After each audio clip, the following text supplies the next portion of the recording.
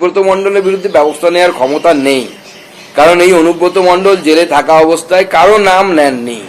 এখন যদি ব্যবস্থা নেয় তৃণমূল কংগ্রেস, অনুব্রত মণ্ডলের মুখ থেকে যদি নাম বেরিয়ে যায় মুখ্যমন্ত্রী বা মুখ্যমন্ত্রীর পরিবারের কারো, তাহলে তো আগামী দিনে সিবিআই ইডি তাদেরকেও টানাটানি করবে। স্বাভাবিকভাবে এটা একদম দেয়া নেয়ার ব্যাপার আছে। তুমিও বাবা আমাকে কিছু বলবে না, আমিও তোমাকে বাবা কিছু বলবো না। অর্থাৎ অনুব্রত মণ্ডলকে তৃণমূল কংগ্রেস তথা মমতা বন্দ্যোপাধ্যায় কিছু বলবে না, আর তার পরিপ্রেক্ষিতে মমতা বন্দ্যোপাধ্যায়ের বিরুদ্ধে অনুব্রত মণ্ডল ইডি সিবিআই এর কাছে কিছু বলবে না। অনুব্রতকে কেন্দ্র করে ওই যে আপনার বীরভূমে যে ছাত্র নেতা ইতিমধ্যে সাসপেন্ড হয়েছে, তার বিরুদ্ধে পুলিশের যে এফআইআর, তাতে ধারা দেখা যাচ্ছে যে তার ফেসবুক লাইভে পুলিশের মর্যাদা হানি হয়েছে চূড়ান্ত ভাবে, এই ধরনের ধারা দেওয়া হয়েছে। কিন্তু অনুব্রতর বিরুদ্ধে এফআইআরে, সেই এফআইআরে কি ধারা দেওয়া হয়েছে, কি আছে, কেউ তো জানেই না। দেখুন অনুব্রতর এফআইআর কি পাবলিক ডোমেনে আনা উচিত? দেখুন অনুব্রত মণ্ডলের এগেনস্টে আদৌ কোনো এফআইআর হয়েছে কিনা, হলে তাতে কি ধারা দেওয়া হয়েছে আমরা তো কেউ জানি না, পাবলিক ডোমেনে কিছু নেই। কারণ পুলিশ অনুব্রত মণ্ডলকে ভয় পায়। আপনার বাড়িতে কিছু হলে এবার আর অনুব্রত মণ্ডলকে সোজাসুজি ডাকুন, পুলিশকে দেখে কি হবে? পশ্চিমবঙ্গ পুলিশকে অনুব্রত মণ্ডলই আপনার সিকিউরিটি দেবে, এফআইআর করবে।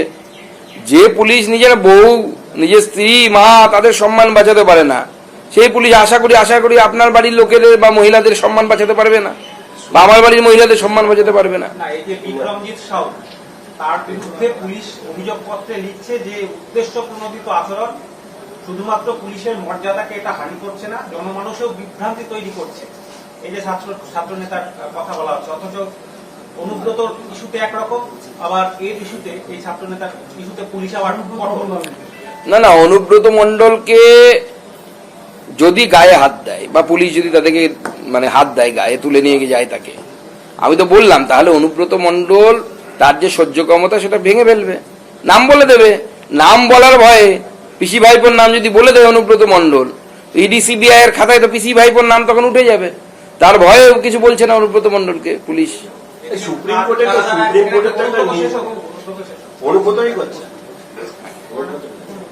সুপ্রিম কোর্টের তো নির্দেশ আছে, কোনো ঘটনা ঘটলে তার 24 ঘন্টার মধ্যে আপলোড করতে হয়। তো 8 দিন ঘটনা ঘটে গেছে, 8 দিন অতিক্রান্ত হয়ে গেছে, এখনো আপলোড করা হয়নি, তাহলে কি সুপ্রিম কোর্ট?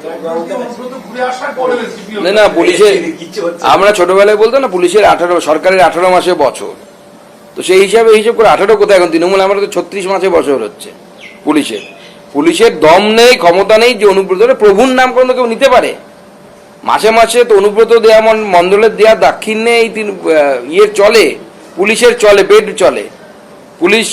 পুলিশ অফিসাররা, জেলার এসপি থেকে শুরু করে সবাই তাদের বাড়ির লোকেদেরকে গয়না টয়না কিনে দেয় অনুব্রত মণ্ডলের পয়সায়। স্বাভাবিকভাবে তারা অনুব্রত মণ্ডলের নাম কোথা থেকে দেবে, ধারায় বা কোথা থেকে দেবে? পারলে গলায় মালা পরিয়ে তুলে নিয়ে যায়। আহা, কি সুন্দর কথা বলেছেন আপনি আমার মা, আমার স্ত্রীকে নিয়ে। সমস্ত পুলিশ তাকে অভিনন্দন জানাবে আগামী দিনে, যে আমাদের মা সম্পর্কে বলুন, আমাদের স্ত্রী সম্পর্কেও বলুন। সেই রকম পরিস্থিতি তৈরি হচ্ছে।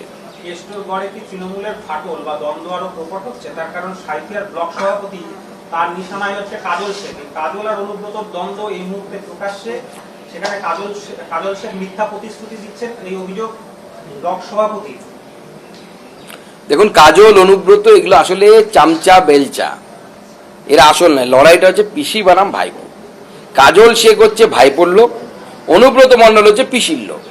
পিসি ভার্সেস ভাইপো হচ্ছে, আপনার বাইরে ওটা দেখতে পাচ্ছে। লড়াইটা তো আসল কালীঘাটে হচ্ছে, ঘরের ভেতরে হচ্ছে। কে কাকে ধাক্কা মারে বাথরুমে ফেলে দেবে, সেই নিয়ে লড়াই হচ্ছে। অপেক্ষা করুন, আরো মাথা ফাটবে, আরো অনেক কিছু হবে। সবে তো দ্বন্দ্ব বেরোতে শুরু করেছে।